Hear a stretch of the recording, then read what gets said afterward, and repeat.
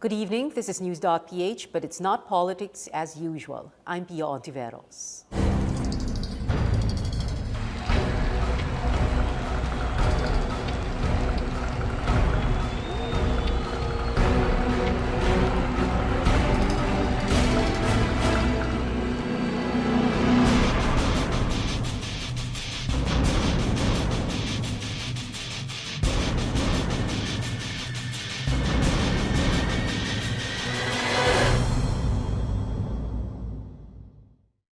Advent is all about waiting for Christmas Eve. No, not the gift-giving and the Noche Buena, but the birth of the infant Jesus. It also happens that we are in a time of waiting, also for the visit of the Holy Father. Pope Francis will arrive in Manila on January 15 next year. Our guests, Ambassador Henrietta Tita de Villa, former ambassador to the Vatican, Dr. Mike Asis, chairman of the Ateneo's Theology Department, and Bishop Milo Hubert Vergara of the Diocese of Pasig. We spoke to Bishop Milo first.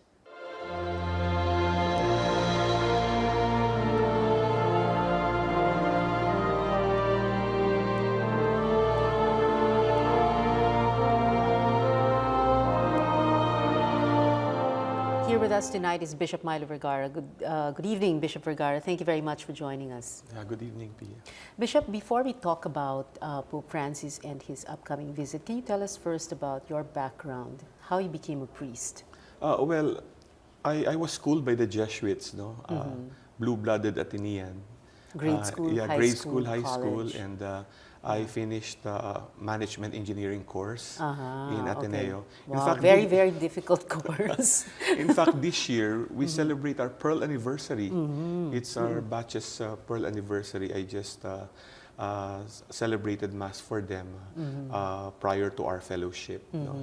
So how did an ME graduate from Ateneo, blue-blooded Atenean, end up a priest?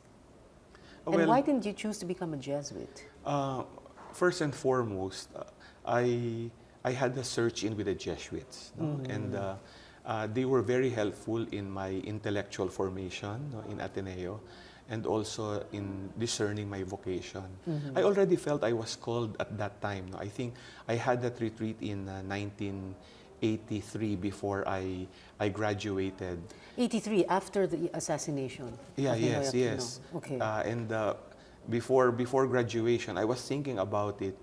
And it's interesting, no, that in any response to a vocation, you're still filled with fear if this is the right thing, no, after the rigorous course of management engineering. No? So, and then the precarious situation in the country led me to sort of escape. So I went to the United States, no, to try it out there. Like my other batchmates who ventured, no, I was thinking of taking my MBA in any part of the U.S. Some of my relatives are in New Jersey and New York, no, and at that time, there was an opening when I went there in United Nations, just, the General Services unit to enter, sort of seeing what will happen. No? I was accepted, no? But it was like a year stint. It was then that, when I was working and living in my own apartment, that I felt something lacking in my life. No? So I really decided this is not for me, and I think I have to respond. Whatever the Lord would be leading me, I would make a leap of faith. Okay, but you did not join the Jesuits. No, right? no. Well, what happened was when I went back, the first person I consulted was my parish priest in Good Shepherd Parish in Novaliches. Now it's the Good Shepherd Cathedral. Because remember, Manila has been divided. It's now a diocese. So, and then he referred me to San Carlos Seminary. And lo and behold, at that time, there was a starting seminary spearheaded by the late Jaime Cardinal Sin, a seminary for late vocations, those who already graduated from college. And it's called Holy Apostles Senior Seminary. At that time, we were around 137 applicants. Okay. And only 11 of us were accepted. See, so that was, you know, the movement of my vocation, and the rest is history. So it was a 5-year formation program. No? I became a priest in 1990. 1990. Yeah. Interesting times. Okay, can we begin? Let's talk about Pope Francis, and have you had any encounters with him, whether it is an up close and personal encounter or from afar, or, you know, because as bishop, many people will presume that you already have one or are about to have one, as you are, because you are the head of the committee that is in charge of media for the papal visit. Well, first and foremost, the reason why I'm in charge of the information and media committee of the papal visit, because right now I'm the chair of the social communications of the CBCP. So it just followed, no, that I would be the one to sort of take charge of that work. My encounter personally with Pope Francis is really far, because if I go back some months ago, I remember the canonization of John Paul II and John the 23rd. I was there. I was hoping that I would be having a personal encounter, but there were a lot of bishops concelebrating in that mass. No? And I don't know whether we were around close to 1,000 bishops. No? We were there. And when we processed, I was like almost at the back row of the concelebrating. Of the 1,000? Yeah. Okay. Yeah. And it's good someone took a photo above of, you know, that I could not even see my face, but I knew I was one of them. And that was my only encounter. I could not even peek into his mitre at that moment. Yeah, mitre, of course. The hat, because he was really far. Imagine how many of us. No? But I felt his presence, no? And I listened intently to his homily. I am not adept in Italian, no? But I could grasp a little bit his words, no? Given the little Italian I know, no? And he has a charism and a magnetic presence, no? Even for us bishops. Even for you, Bishop. Yeah, I was about to say nga, Yeah. kasi lay people like me, no? Parang lahat kami na we are so parang nabibighani, or yung everybody's so in love with him, no? Ganun din ba sa mga pares, sa mga obispo, sa mga cardinal? You know, you are in awe of him?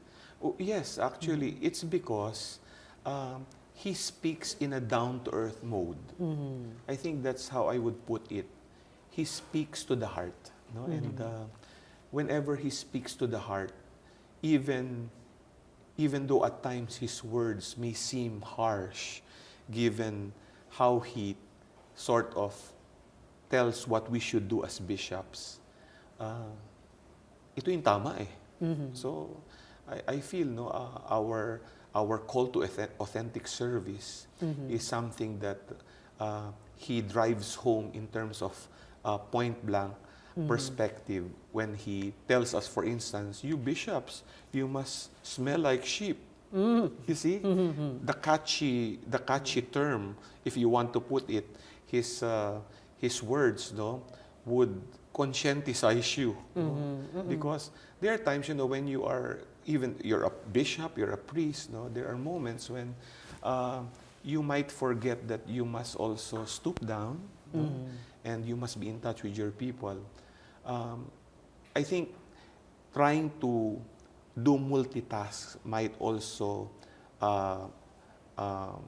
sidetrack you from what you're doing. So I think his words, no, would really speak to you and tell you, you know, what your priority should be as a shepherd of the church. No? During the conclave that elected him Pope, and when the announcement was made, no, nung sinabi na it is Cardinal Bergoglio and his name is, what were the first thoughts that ran through your mind? Well, I actually do not know him.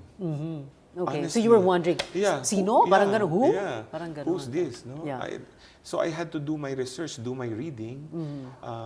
Of course, there were profiles coming out even prior to the conclave, who were what we call the papabilis. Yeah. So, but you know, but he wasn't there. Yeah.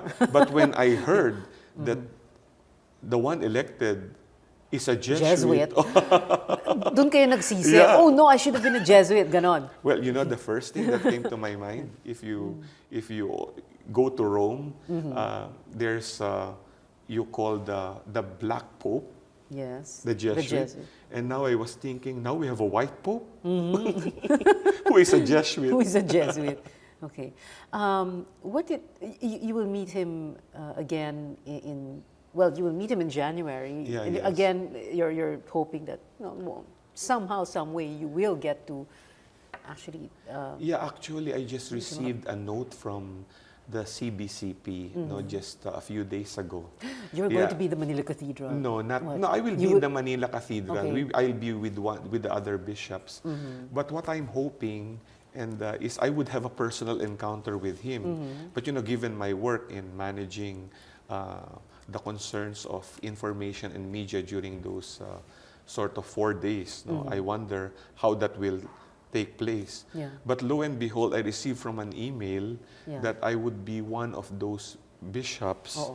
who will be like sending off the Holy Father on the last day before he Monday morning. rides the plane. So I will be one of the I think 11 bishops. Wow. So Okay. to line up there, no? So I think I'm blessed, and the reason why I feel blessed is because this year, 2015, I'll be celebrating my 25th anniversary as priest. I remember I was ordained 1990. It's 2015. Yes.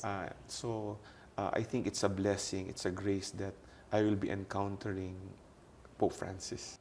When we come back, more about Pope Francis and his visit in January with Bishop Milo Vergara.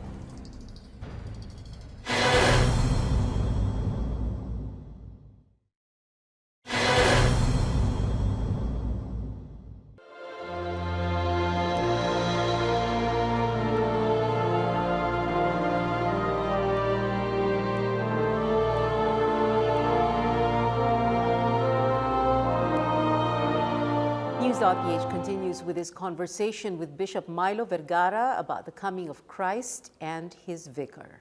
Bishop Milo Vergara, why is the visit of Pope Francis important in this day and age? Well, to and for the Philippines, I think it's been 20 years since the visit of St. John Paul II. If you recall, that was 1995 in World Youth Day. It's not every year that the Holy Father visits. Right. And we're the only Catholic country in Asia. So I think that visit will touch base with the Holy Father in person.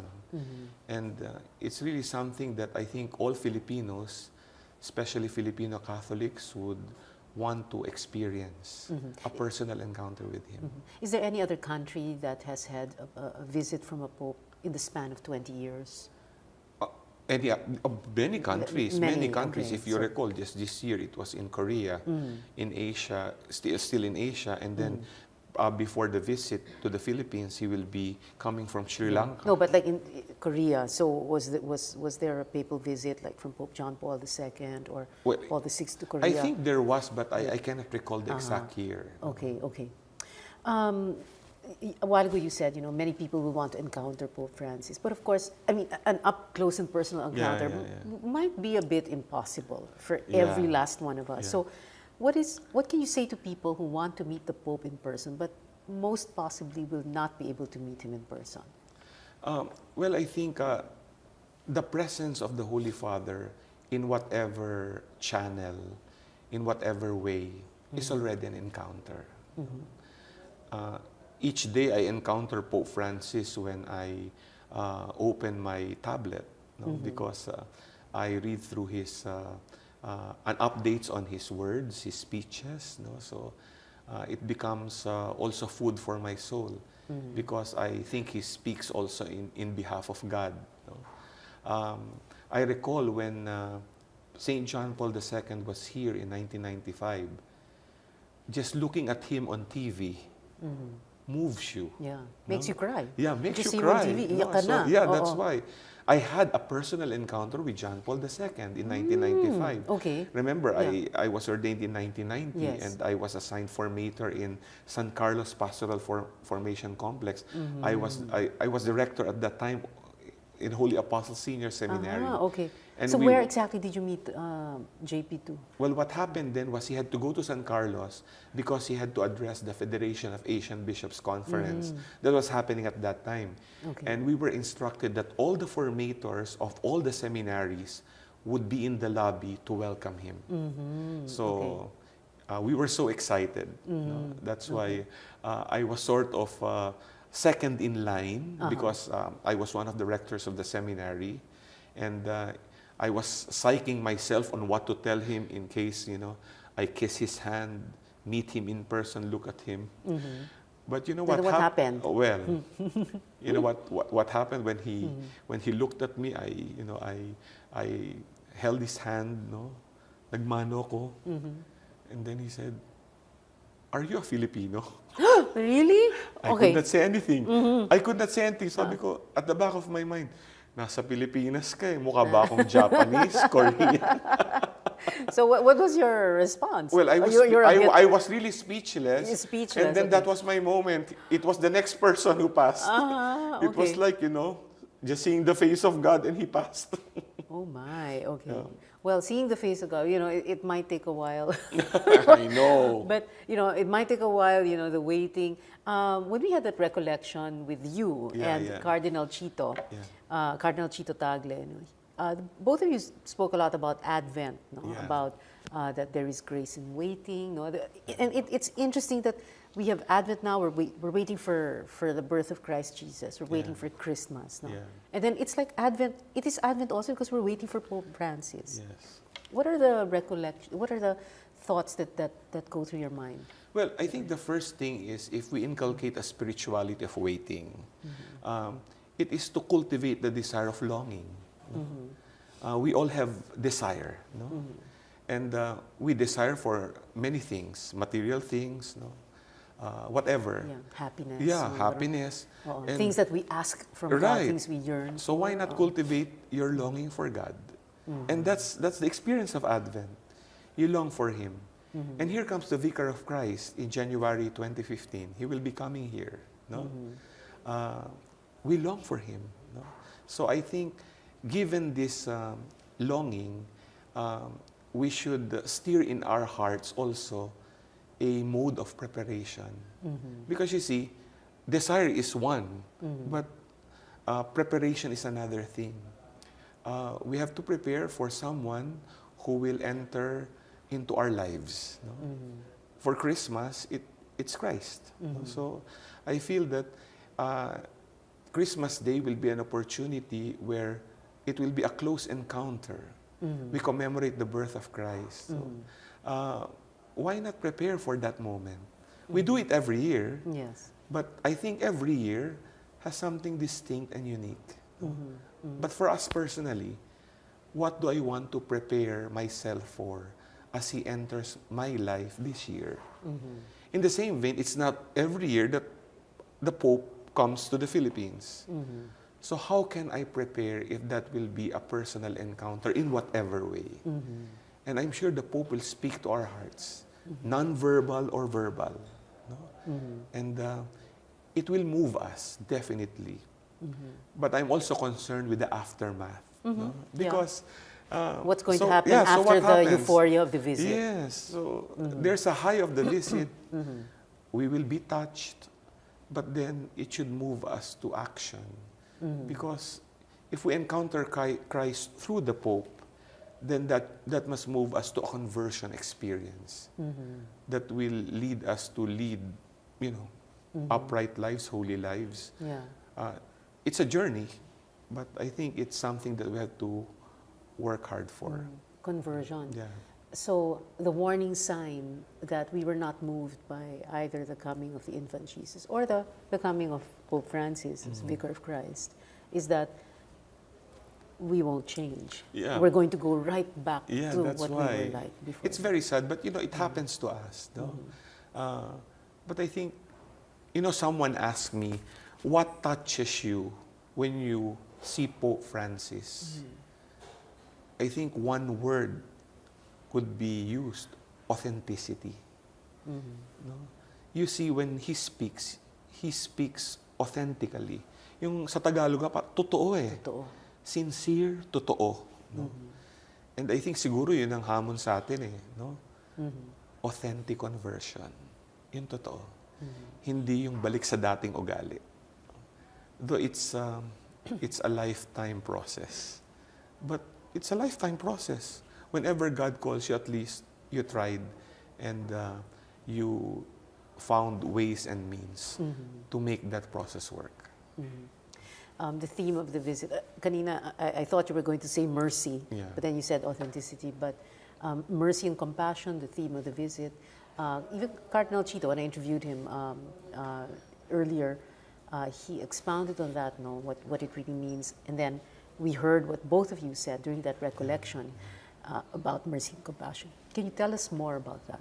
Well, first of all, I prepared for a recollection on mercy and compassion for my diocese and a group. It's interesting. There are many points I found out. Like one Jesuit moral theologian defined mercy as an act of rescue. Interesting, no? Yeah. An act of rescue. So, if you try to look at your life, and you look at mercy in Tagalog, awa ng Diyos, indeed we were rescued. Rescued from our sinfulness. And we should be grateful for God because in and through Jesus Christ, we have been saved. We have been rescued by Him. And shouldn't that be a disposition to also be an instrument for the salvation of others? Because once you realize how you were saved, then you can also lead others to that process. When I was looking at the word compassion, there was something I found out. The Greek term for compassion is splachna. Splachna. Yeah, it's Greek. So, but the translation is that it is like entrails from within. Innards. That's like from the gut. From the gut. So, and then if you look at the Hebrew term, it's rakamim, which means womb of Yahweh. So, and I don't know if you recall this painting of Rembrandt, The Return of the Prodigal Son. It has been popularized. Yes. If you saw the prodigal son going back to his father, his shaved head, is in the front of the belly of the father. But it's like, a depiction of the womb of God. Interesting, no? So I think when you talk of either the Greek term or even the Hebrew term, the call to compassion, first and foremost, is to realize, from within, this is how God shows love to us. And He wants us to be close to Him. The term used in Latin for compassion is cum empatire, which means to suffer with. To suffer with. To empathize. Yeah, to empathize, right. So if you try to look at it, they say the same thing. How God suffers with us. How God, from the womb, feels our pain. And shows love to us, and makes sure that we feel it amidst the difficulties and the sufferings we face. So I think the message of the Holy Father in terms of compassion is coming to the Philippines. He wants to suffer with us. He wants us to feel that the womb of God is there to make us feel the love of Jesus. So, He will be going to Tacloban. Even before, He has been already sending this message of compassion. Now, it will be in person. That's why I'm sure you have been asking of what will take place in Tacloban. Yes. And it's interesting, one event there without any network, camera, No coverage. yeah, no coverage, will be with the families that were devastated by both Yolanda and the earthquake in Bohol. So he will be wanting to encounter these people, to listen to their stories. There will be a priest there who will be translating the words of these persons, no, in Italian to the Holy Father. And I'm sure the Holy Father also will be speaking so that he will communicate the compassion of God to them. So mercy, compassion, authenticity. Yes. Emmanuel, God is with us. Yeah, God right. is with us for Christmas and, Yeah. and for forever.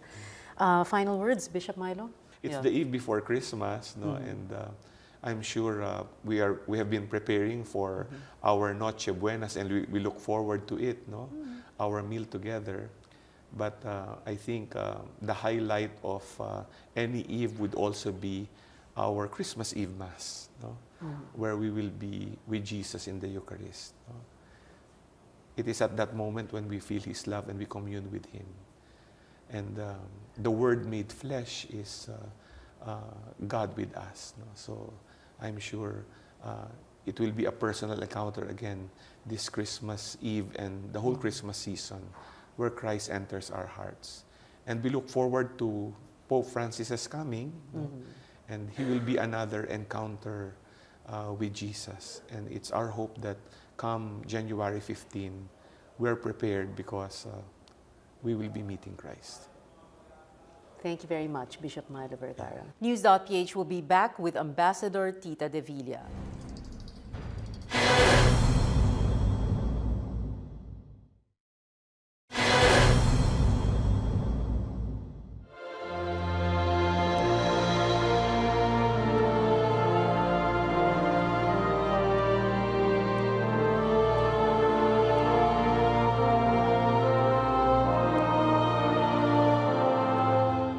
Welcome back to News.PH. I'm Pia Hontiveros. In this segment, Ambassador Tita De Villa, who served as ambassador to the Vatican from 1996 to 2001, joins us.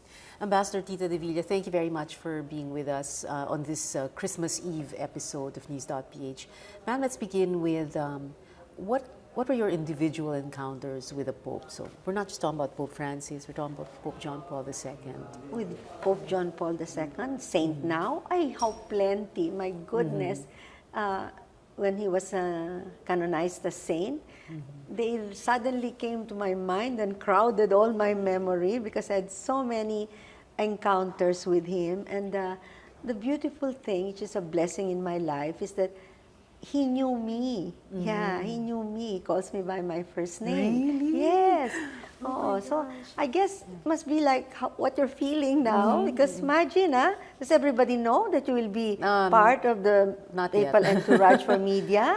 Oh, that's the closeness that I had with Pope John Paul II. Yes. Can you, yung mga kwento, yung mga the little encounters, you know, when he calls you by name.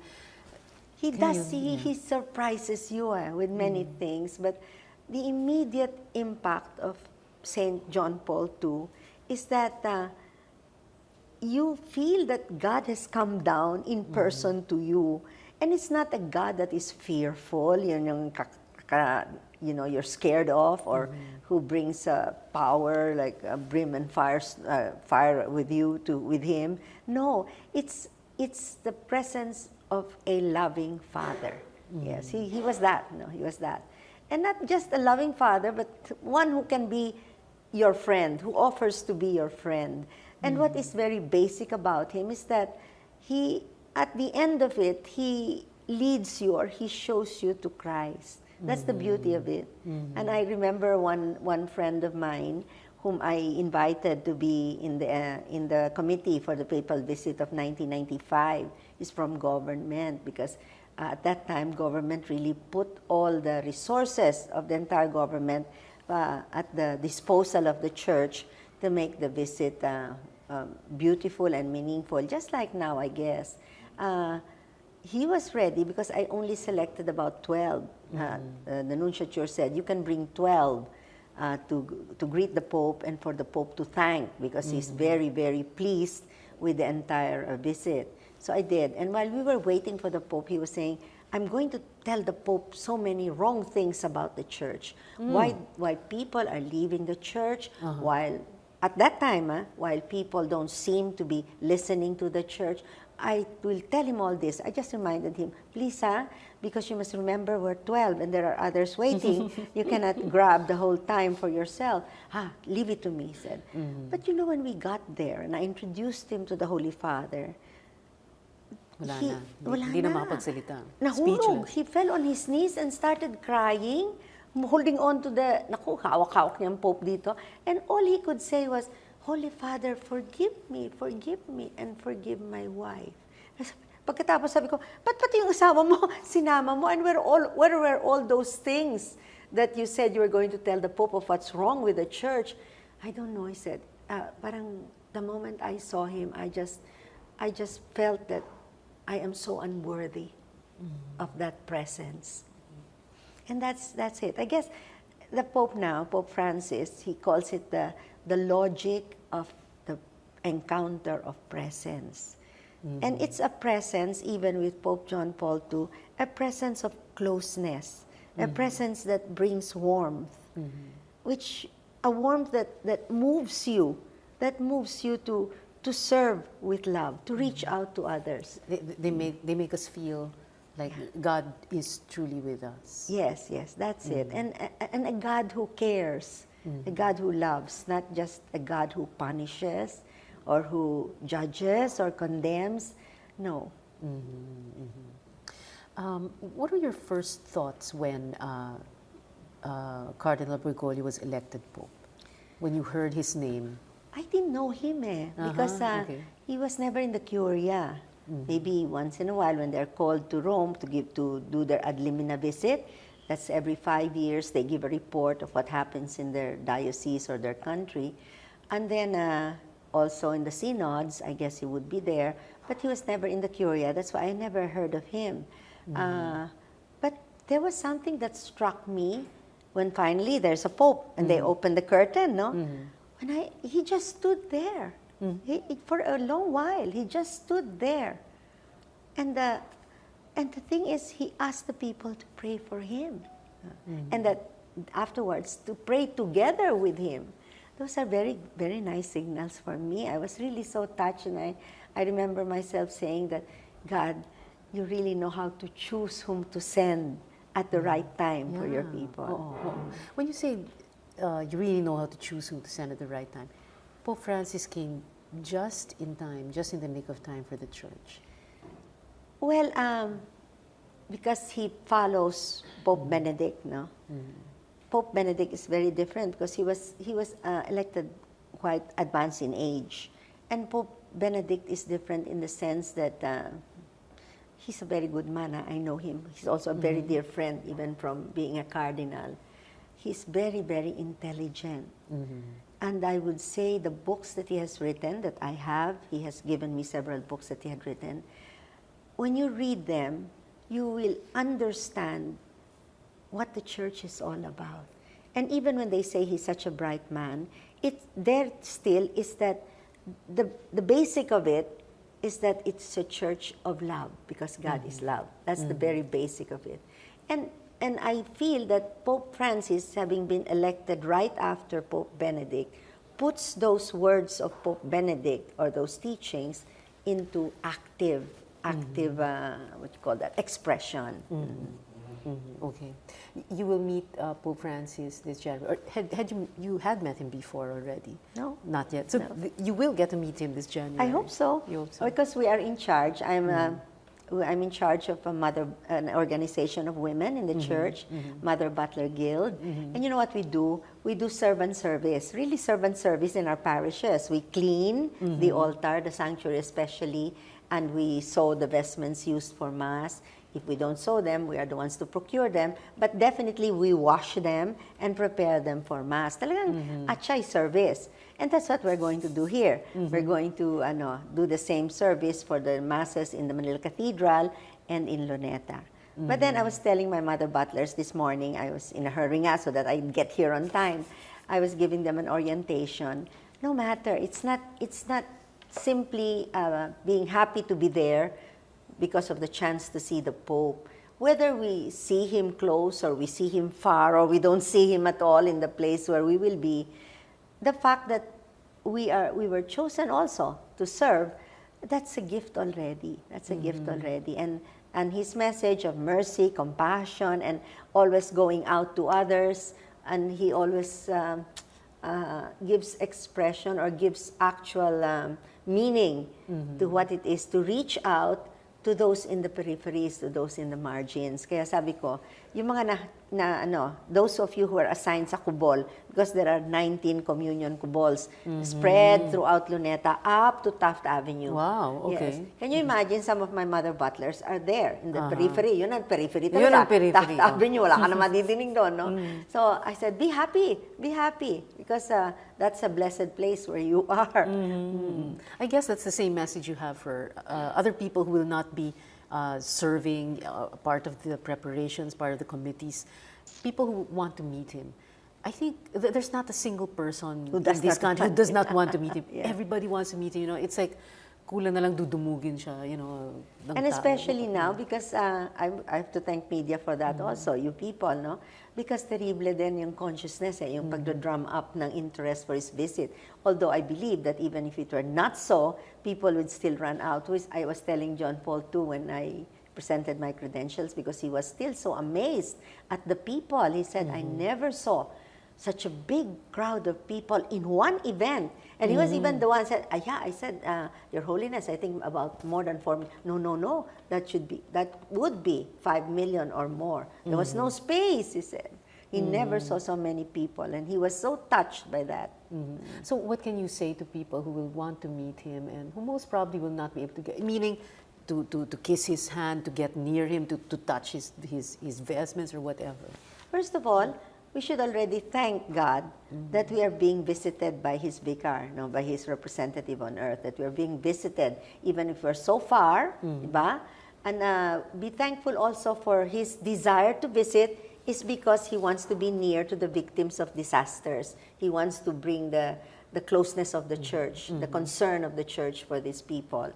And then also, let's not be stuck only on the Pope, no? That the be-all and the end-all of the visit is Pope Francis. Pope Francis won't be happy about that. Yeah. Because what he wants, when he comes, that he will facilitate an encounter with the Lord for the people. Yeah. Because I remember Cardinal Ratzinger told me once that, do you know that faith is not a set of doctrines? Don't think it's all those social doctrines of the church, the many, many books of teachings. No. Faith is simply a person, the person of Jesus Christ. And then he said, whenever we facilitate a meeting or an encounter with Jesus Christ, we make the church happen and the kingdom come. That's what he told me. I cannot forget that. I remember Cardinal Chito was saying that the Pope told him, I want you to focus on Jesus, not on me. Yes. But that's the sabi nga, the real thing. That's the real it's thing. Jesus. It's not the Pope. The Pope facilitates that awareness about Jesus, and most of all, our opening our hearts and our homes to Jesus. That has been the message since before. Even John Paul II, I remember during his inauguration, he said, open wide the door to Christ. And Pope Benedict said the same thing, and he's saying the same thing. This Pope lang, he has a very, how would you call that? A very marvelous or astounding way of showing us what it means to be a human person. Not just simply a Christian. And we are not just simply for Christians. We are for everyone. For everyone. That's why he says, don't judge, but rather always welcome with an embrace of love. This is, of course, our Christmas Eve episode. So it's so interesting. I remember during the recollection, Cardinal Chito would talk about Advent. You know? So there's the Advent of waiting for Christmas, December 24, December 25, and there's Advent also waiting for the visit of Pope Francis. What were your thoughts about When that? you were saying that, Yeah. I guess our life should always be an entire Advent, an entire Advent of waiting for the visitation of Christ, no? And that eagerness, that desire for the arrival of Christ are sometimes always heightened by special events like the coming of the Pope to us. But even without those special events, our entire life must also be a waiting for that arrival, that we see to it that we don't get locked out when he arrives, no? By being sinful, by being wasteful, by being, the lifestyles that we should avoid. Elections are near. I cannot help but put in elections because of PPCRV. The coming of the Holy Father should not only be abstract, thinking of mercy in terms of feeling, must be translated into action. That it must change things that are wrong, no? And one of them, we should change the way elections go and the way we vote. That's a very practical thing for lay people, no? Because that's our field of trying to change society. Yeah. Your final words, ma'am. Since, like I said, no, this is a Christmas Eve episode, so and then the Advent, waiting for birth of the infant Jesus, waiting for Pope Francis, who all, we have to keep reminding ourselves, no? Keep saying that the focus of his visit should be Jesus, not him. Final words on all of that. I'd just like to put the practical message here, because I get so many calls. If I can give them tickets, I said, the honest thing, I have no power to give you tickets, no, because we are there in the Kubol, very far. In Taft Avenue, for example. Yes, and we don't even have chairs. We cannot bring chairs. So I told them, you have to be able to stand for 6 or 7 hours in your Kubol. Okay. And I would just like to tell to the people who have the resources and the ability to go to Rome, don't crowd out the poor anymore. Give them the best seats, no? Give them the best place. And that's the best preparation, I think, a very practical preparation for the Pope. No?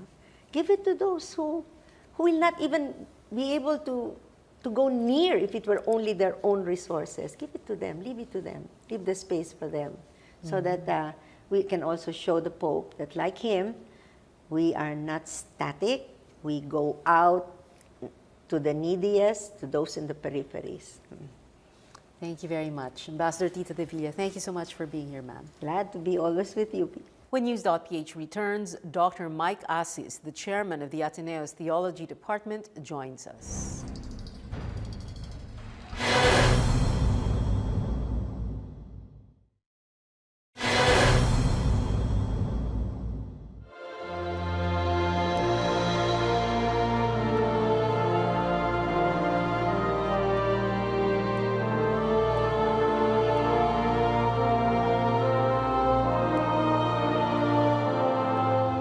This is News.PH. I'm Pia Hontiveros. Dr. Mike Assis, the chairman of the Theology Department of the Ateneo de Manila, joins us.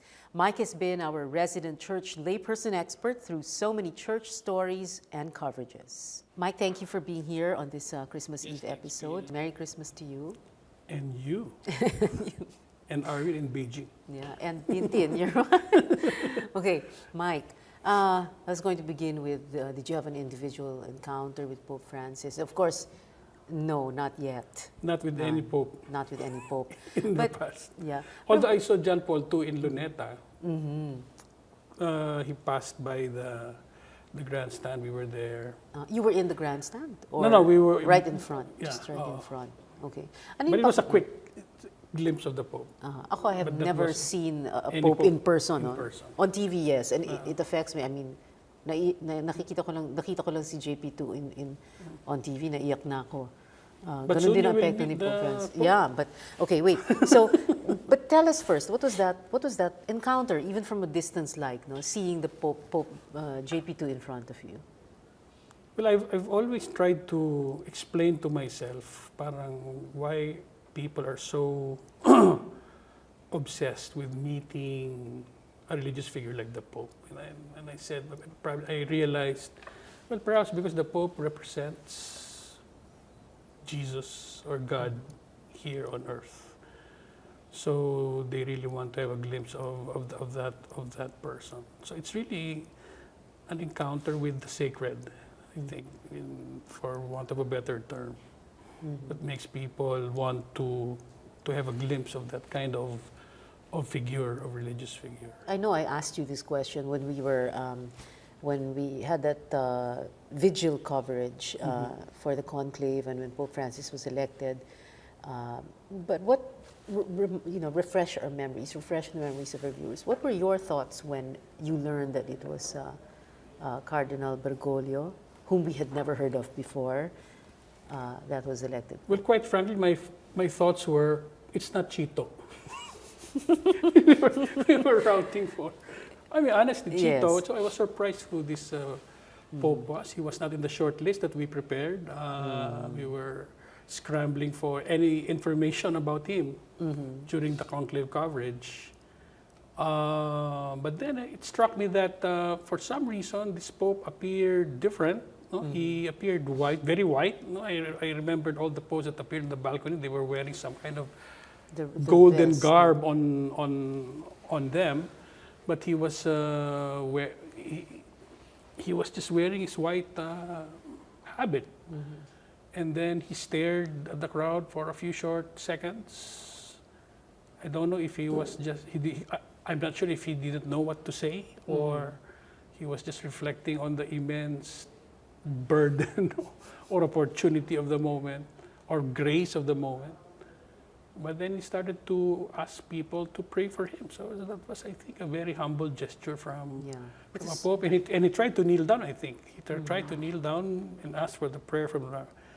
And I thought parang the people were a bit surprised by that request from the Pope. But then, So unexpected. No? It was almost like completely the rug unexpected. was pulled from under. Totally unexpected. Nobody was parang talking about him. Although I heard a few hours after that he was in fact a close contender to the papacy during the election of 2005, Benedict. But then there was nothing really memorable as far as he was concerned. So he surprises us on the night of his election, and then he continues to surprise us to this day. Yeah, until now, no? Because barely a day or two after his election, he tried to be different by trying to be very regular. I mean, he tried to pay for his own bill at the hotel. He rode in the bus with his fellow cardinals. He was trying to be different from the other popes by trying to be the regular guy. He was so unpapal. In that sense, and that made him very adorable to many people. No? So that endeared him to many Catholics. So the fact that he was always breaking protocol everywhere, no? Even when he was doing liturgy or when he was dealing with the curia and so on and so forth. So he was always breaking protocol. He wanted to be himself. No? I mean, I read somewhere he said that when he became Pope, he decided, I'll decide to be I won't decide to be different. I won't try to change myself. I'm too old to change. I just be myself, and that worked wonders for his leadership in the church. Are you going to be, when he comes here to Manila in January 2015, are you going to even attempt to go to the Luneta or to go to UST? By instinct, yes. By instinct, any Catholic would want to see the Pope visiting his or her own country. But on second thought, I realized, because this Pope is so accessible, I mean, he's so warm, he's so real, he's so human. My feeling is that I don't have to be there. You don't have to see him in person. Don't have, to see him in person because he's so accessible. I'm sure that if he given the chance, if he did be given the chance, I think he would be the one to reach out to people first, before the people going to him. So I think I'd just be happy looking at him on television and just praying with him, with the country, with Cardinal Tagle, of course. I remember a few episodes back, you and Father Nono, Alfonso, and Professor Riaguas, we were talking about Pope Francis also. And one of the things you and Ray said that really struck me was, it's so important that after the euphoria of the visit and the visit itself, what happens afterwards? No? Do we go back to our old selves, to our old ways? Is that what is important about the visit? Yeah, well, I think that's a question that we alone can answer ourselves. I mean, what do we do with the visit of a revered, a much loved religious figure like Pope Francis? What do we do?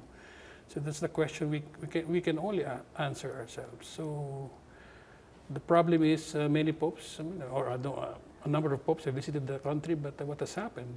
We continue to be a very corrupt nation. Violence is in the streets, traffic, we don't give in to traffic. I mean, there's always chaos everywhere in politics, even in the church itself. So it's as though all these papal visits, or at least the divine interventions, have been futile, futile efforts to shape our religious consciousness and our decision to change.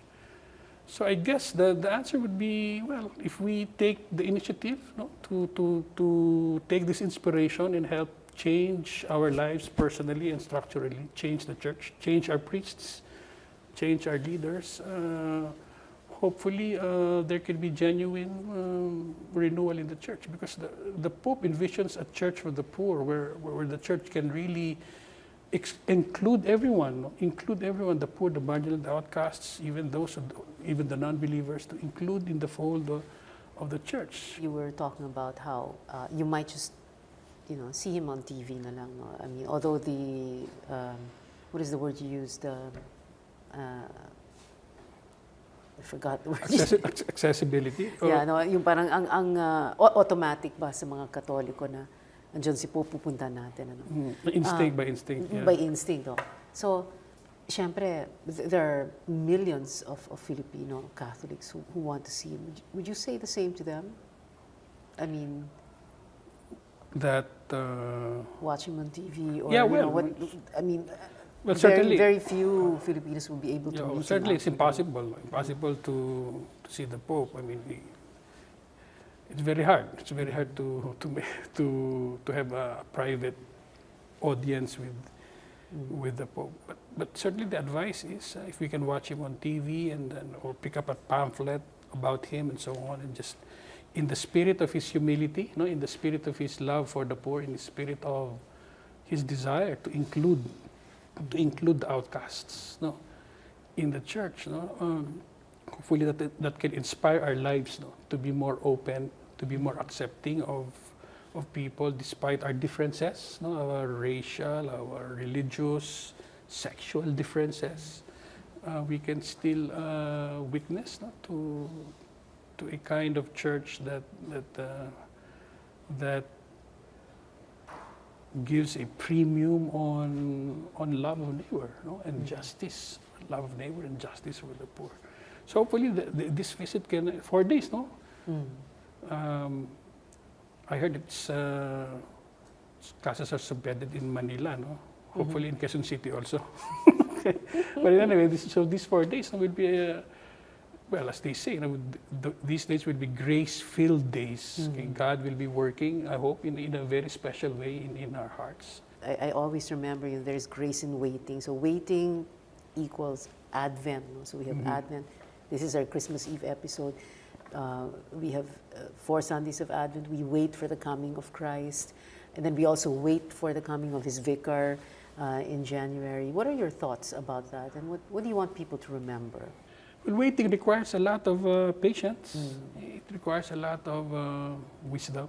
In waiting, in trying to be patient, you learn to be wise. You learn to, in a sense, delay gratification.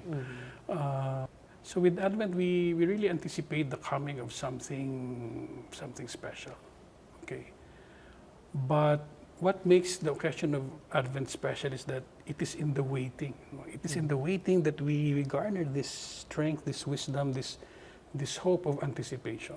Okay, that it is a moment of hope. Waiting is always a moment of hope. That there's always deliverance in the future. Okay, that there is always something good that can happen in the future. Well, I'm not suggesting that after the Pope's visit, all of the problems of the Filipino, every problem the Filipino will be solved. But then, as I said, this can be a beginning, a start of hopefully something that could change Filipino society for the better. Okay, and not only address certain aspects of Filipino society, but every aspect of Filipino society: religious, political, civic, spiritual, and so on and so forth. So this is really an opportune time, to pray for the success of the papal visit, in this moment of waiting, in this season where people tend to be more kind, people tend to be more listening, people tend to be more humble, hopefully more merciful and more compassionate in the spirit of the Pope's life and ideals. Okay, my last question, Mike. Given the kind of Pope that he is, from day one, who never failed to surprise us, who did the most unusual things, what do you think he's going to be doing, that he's going to be saying in January when he comes here? Well, I don't think he'll be saying something new or anything new. Okay, he will be as regular as he is. Okay, he will, of course, give his speeches against corruption, most likely, against the arrogance of power. Okay, and the blindness of power, the blindness to and the failure to see, the real misery of the people. He will be shying away from spectacular events. I believe I heard that parang he already declined a state dinner, offered by the palace, by Malacanang Palace. He would want to be with the poor, the victims of Yolanda. And he would want, I think, to inspire the priests, the religious, okay, because he believes that, essential to the renewal of the church is if you can change the leaders of the church and hopefully inspire the clerics to be non-clerics, okay, and just do their work as shepherds of the people. So I think he will come here as a pastor more than anything else, a pastor. A shepherd with a clear voice of authority, okay, but using that authority to condemn the evil of power, to condemn the evil of corruption, and use his power to communicate a message of love and mercy and compassion to, Filipinos who are mostly poor, okay, and especially the victims of our recent catastrophes. Okay. Thank you very much, Mike. Thank you, Pia. Thank you. Merry Christmas. Merry Christmas. Thank you for watching. See you again next Wednesday. Good night. Merry Christmas, everybody.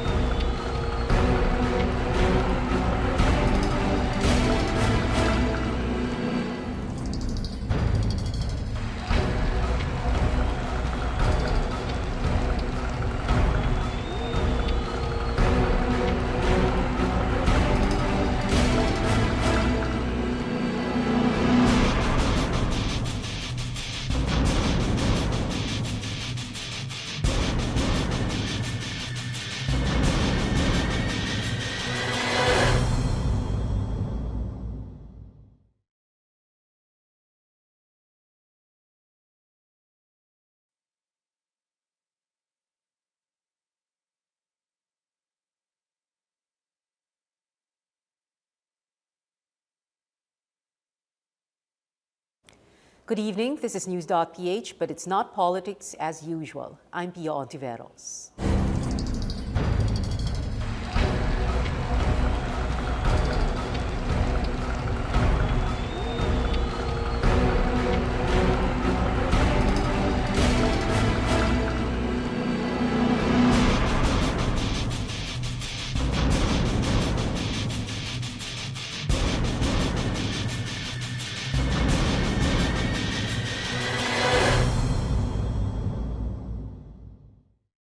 Advent is all about waiting, waiting for Christmas Eve, no, not the gift-giving and the Noche Buena, but the birth of the infant Jesus. It also happens that we are in a time of waiting. Also, for the visit of the Holy Father, Pope Francis will arrive in Manila on January 15 next year.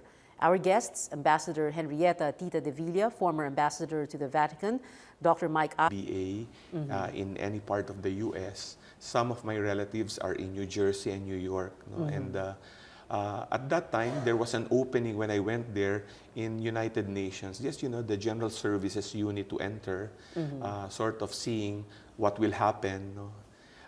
I was accepted, no? But it was like a year stint.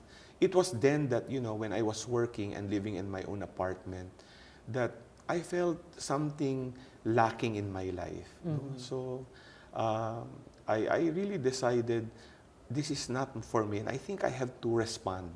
Whatever the Lord would be leading me, I would make a leap of faith. Okay, but you did not join the Jesuits. No, right? no. Well, what happened was when I went back, the first person I consulted was my parish priest in Good Shepherd Parish in Novaliches. Now it's the Good Shepherd Cathedral. Because remember, Manila has been divided. It's now a diocese. Yes. So, and then he referred me to San Carlos Seminary. And lo and behold, at that time, there was a starting seminary spearheaded by the late Jaime Cardinal Sin, a seminary for late vocations, those who already graduated from college. And it's called Holy Apostles Senior Seminary. At that time, we were around 137 applicants. Okay. And only 11 of us were accepted. Okay. See, so that was, the movement of my vocation. And the rest is history. So it was a 5-year formation program. No? I became a priest in 1990. 1990. Yeah. Interesting times. Okay. Can we begin?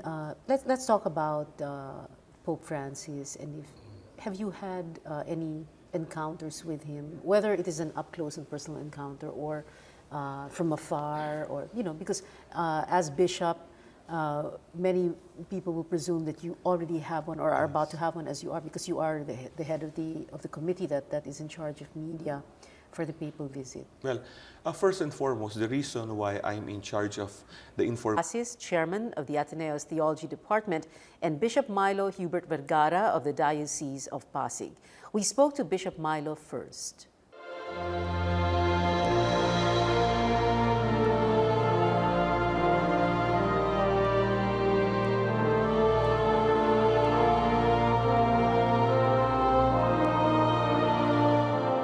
Here with us tonight is Bishop Milo Vergara. Good evening, Bishop Vergara. Thank you very much for joining us. Good evening, Pia. Bishop, before we talk about Pope Francis and his upcoming visit, can you tell us first about your background, how you became a priest? Well, I was schooled by the Jesuits, no? Blue-blooded Atenean. Grade school, high school, and I finished management engineering course in Ateneo. Okay. Wow, in fact, very difficult course. In fact, this year we celebrate our Pearl anniversary. It's our batch's Pearl anniversary. I just celebrated Mass for them prior to our fellowship. So how did an ME graduate from Ateneo, blue-blooded Atenean, end up a priest? And why didn't you choose to become a Jesuit? First and foremost, I had a search in with the Jesuits, and they were very helpful in my intellectual formation in Ateneo, and also in discerning my vocation. I already felt I was called at that time. I think I had that retreat in 1983 before I graduated. 83, after the assassination? Yeah, yes. Okay. And before graduation, I was thinking about it.